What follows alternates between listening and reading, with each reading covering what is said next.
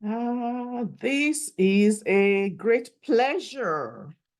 A book for which I contributed an epilogue was published in 2022. And I have to confess, when I was asked by one of the editors of the book, my good sister, Professor Bola Akanji, to write the epilogue, I was greatly overwhelmed with work. And if it had not been for the respect and admiration that I have for her, I would really have declined. The book is titled Gender Responsive Budgeting in Practice, Lessons from Nigeria and Selected Developing Countries. It's really good that I was asked to write this epilogue. An epilogue is supposed to be very short, and I have a tendency to write very long pieces. So this forced me to be very brief. And here goes my epilogue. It's titled Imperatives and Politics of Financing, Gender Equality in Developing Countries. Gender responsive budgeting to the rescue? It's a question. So here goes. The Sustainable Development Goals, SDGs, have gender equality as goal number 5. And I quote, achieve gender equality and empower all women and girls. But gender parity still remains an aspiration in most of the globe, in much of the globe, especially in developing countries. This is a sad truism. The benchmarks established, statistics collected, analyses and recommendations indicate that gender-responsive budgeting can be useful in evaluating where we are on the journey to gender equality and how the progress made, as well as challenges experienced, can contribute to realizing our global aspirations. Nowhere are the challenges more pressing than in the global South. Gender budgeting, if done well, from a fiscal governance perspective, gives an insight into what is being done and what remains to be done by all relevant stakeholders. It is now conventional wisdom that gender equality is a fundamental human right, the ultimate goal being that men and women should be equal in all areas of human endeavor. Equal power, equal opportunities in political, economic, and social structures, financial autonomy, education, and self-actualization. Women's empowerment is a fundamental constituent factor for the achievement of gender equality. The World Bank provides relevant information on existing fault lines and new vulnerabilities that show that the marginalization of women is quantifiable and costly, but largely from the economic front, that women have just, quote, 38% of human capital wealth versus 62% for men.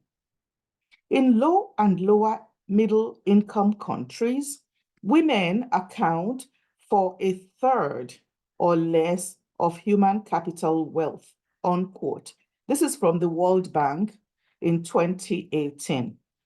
Further, the World Bank posits the following.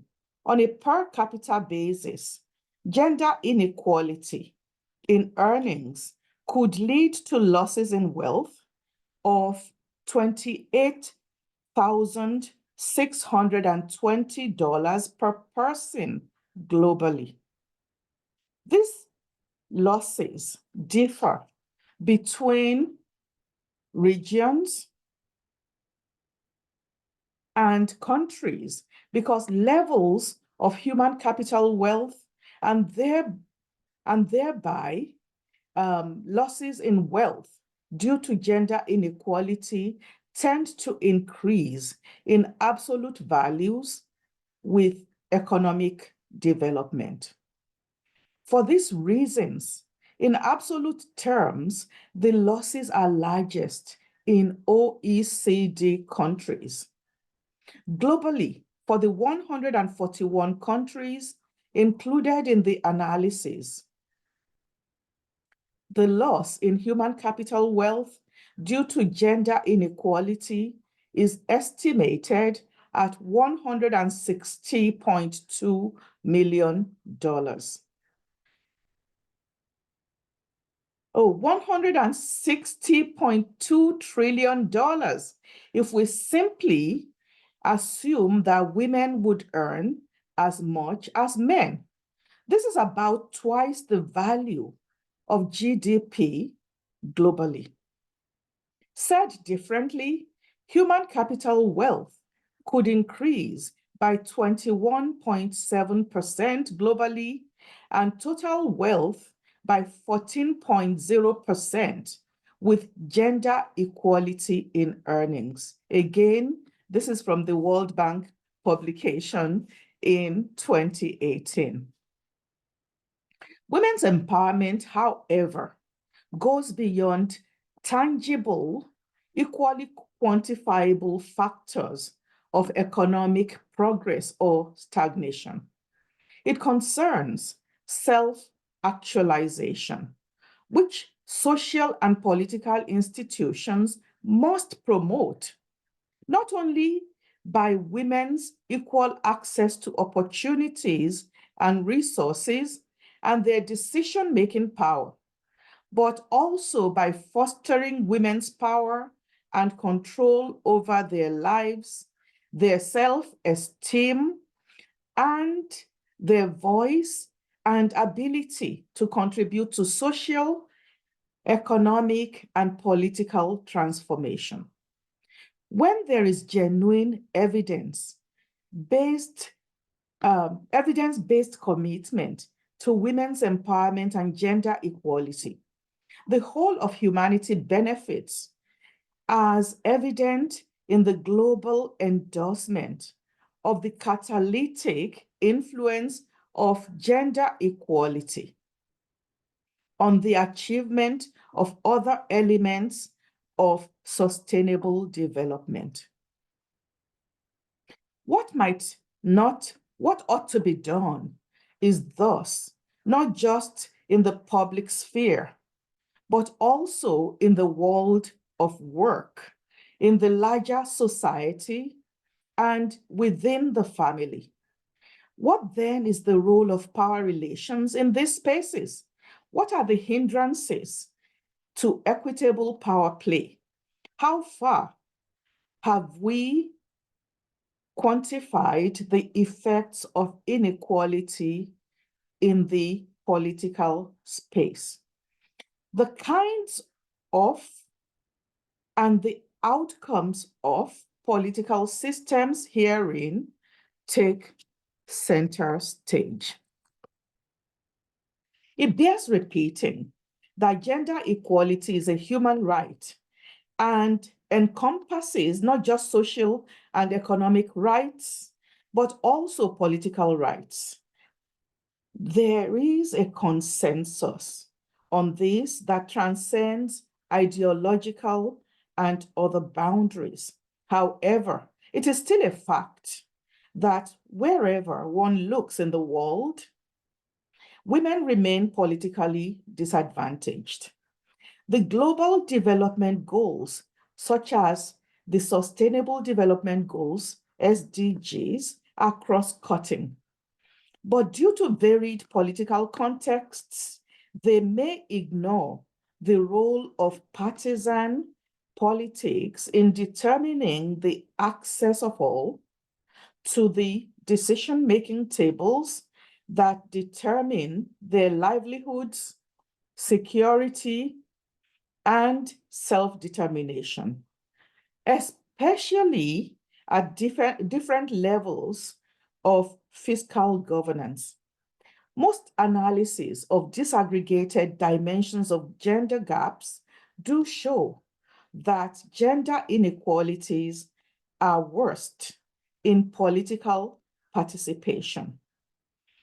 And reports, the global reports, like the Global Gender Gap Reports and the UNDP's Human Development Index and reports have shown that not enough has been done to assess the cost of critical political development space, and especially how political will plays out in the allocation of economic and other resources. One viable outcome of the way that politics plays out is therefore in the commitment or otherwise to gender equality in budgetary patterns of states. Now, a section that I title Enter Gender Responsive Budgeting.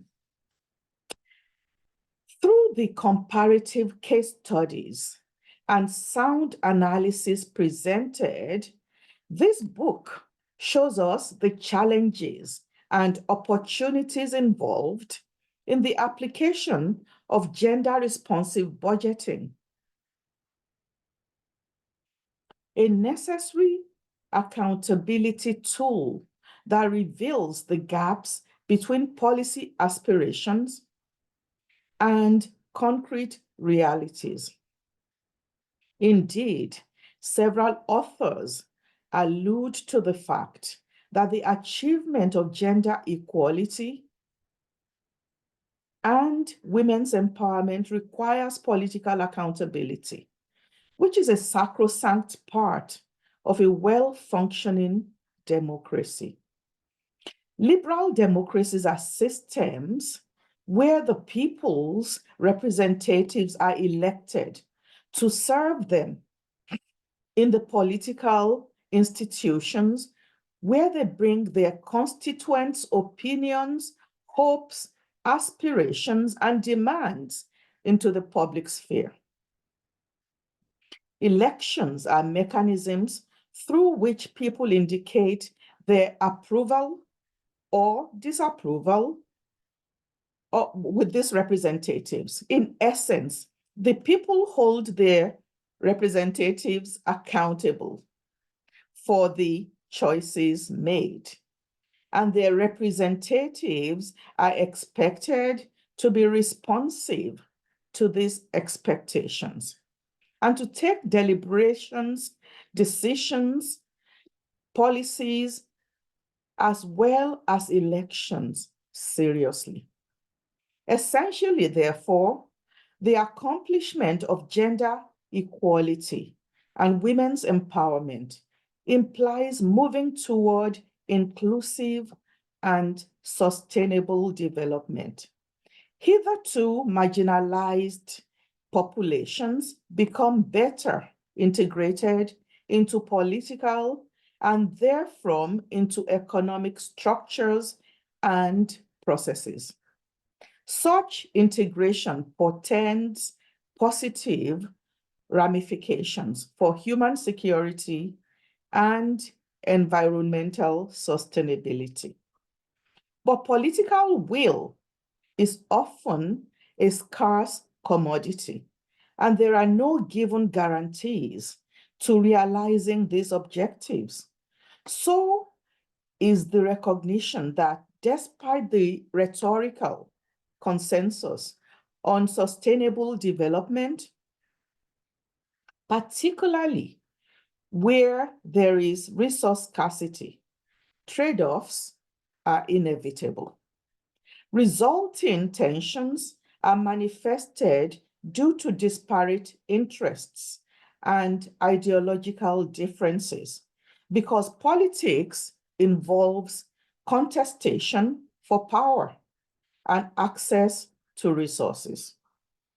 Actors with different power capabilities jostle for their favored policy options to be prioritized.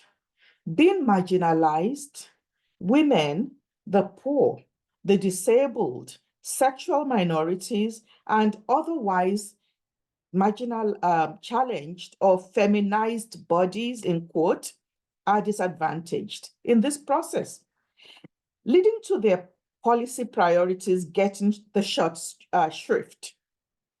This is the situation in many countries, both developed and developing.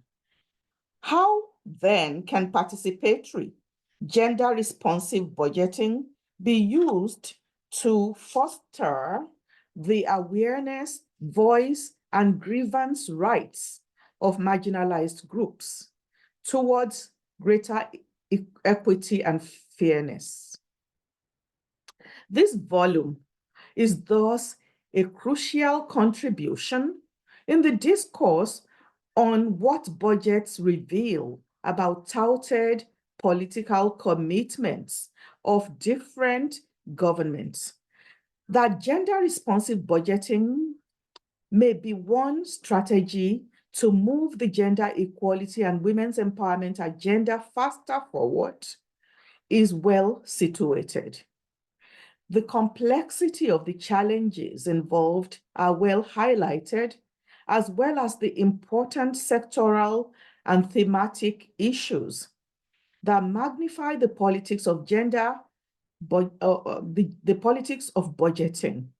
And it also provides both a broad historical perspective and comparative scope focused on the global South. The persistent challenges unearthed call for more dedication to the loud rhetorical commitments through evidence of concrete action by the state. Through its focus on Nigeria, the book raises the right questions to portray the perspectives from parts of the world that are most seriously challenged and where constrained economic resources tends to worsen the politically unleashed strictures between budgets for broad-based development sectors and budgets for gender equality programs. The major implications from all the analyses is clear. If gender-responsive budgeting gender-responsive budgets do promote openness in public expenditure decisions, if GRBs facilitate the knowledge of all mysteries of budgets, if GRBs, that is gender-responsive budgets, promote a rightful and evidence-based justification for public-funded programs, if GRPs enable the voices and opinions of in how public programs are shaped, both for expenditure and benefit, if GRBs enforce the production and use of gender statistics as the much needed evidence base for gender-responsive policy choices,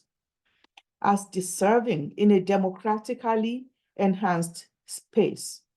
Then gender-responsive budgets may be one major key to unlocking the multiple potentials of inclusive public financial management, and to redress not just the inhuman discrimination of segments of population, but also the perpetual ignorance and exploitation of many citizens of the Global South due to intentional pauperization by their leaders and policy shapers.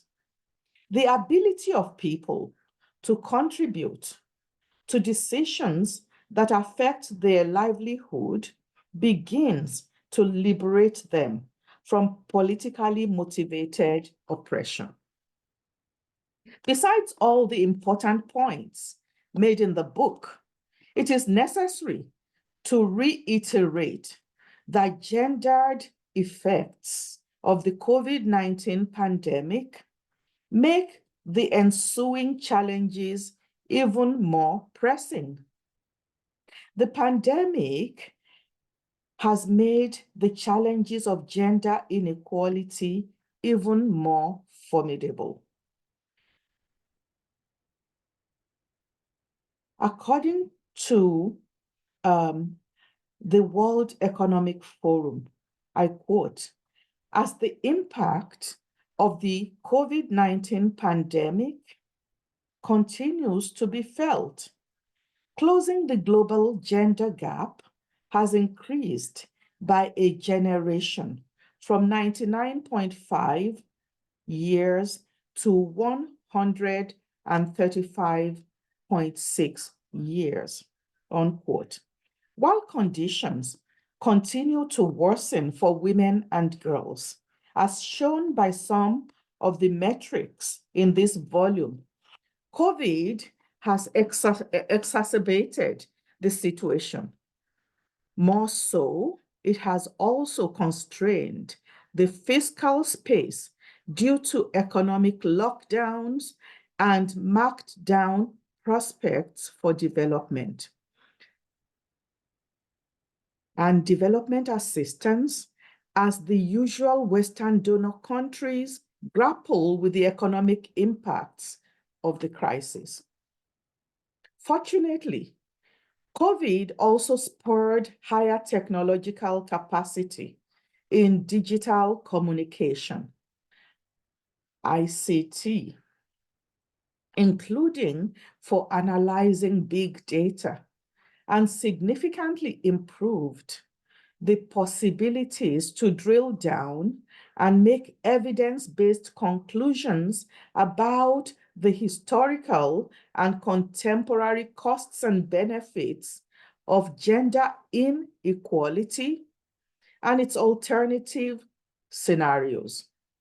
The power of data is also discussed in this volume as a major rationale to build traction and justification for gender-responsive budgets.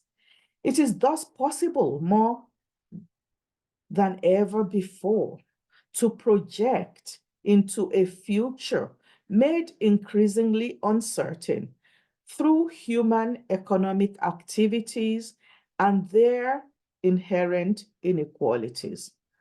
As part of the top priorities of the moment, therefore, how to crush the pandemic without making women bear the brunt, like previous global policies and resulting crises, must form a central part of an urgent post-COVID gender action plan to, quote, "build back better," which was a mantra of the UN and its various organs, not just in Nigeria, but in the rest of Africa and the developing world, and I would add, and the world at large.